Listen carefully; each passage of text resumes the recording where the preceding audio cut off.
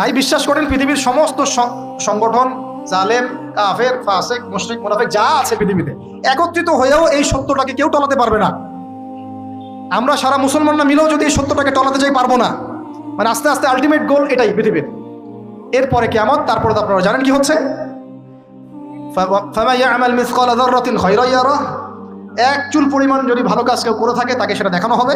ওয়া মান ইয়ামাল মিসকালা যাররাতিন শাররান ইয়ারাহ, এক চুল পরিমাণ খারাপ কাজ আমরা কেউ করে থাকলে দেখানো হবে।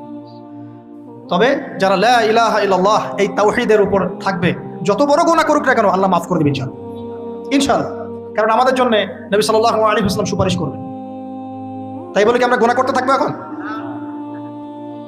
এটা নবী সাল্লাল্লাহু আলাইহি ওয়াসাল্লামের শান, তার মর্যাদা। আল্লাহ রাসূল সাল্লাল্লাহু আলাইহি ওয়াসাল্লাম এই কথা বলে গিয়েছেন যে কবিরা গুনাহগার মুসলমানদের জন্য আমি সুপারিশ করব। তাওহীদের উপর যারা থাকবে ইনশাআল্লাহ জান্নাত, শিরকে থাকলে, কুফরিতে থাকলে জাহান্নাম ছাড়া কোনো গতি নেই। এই হলো পৃথিবীর শেষ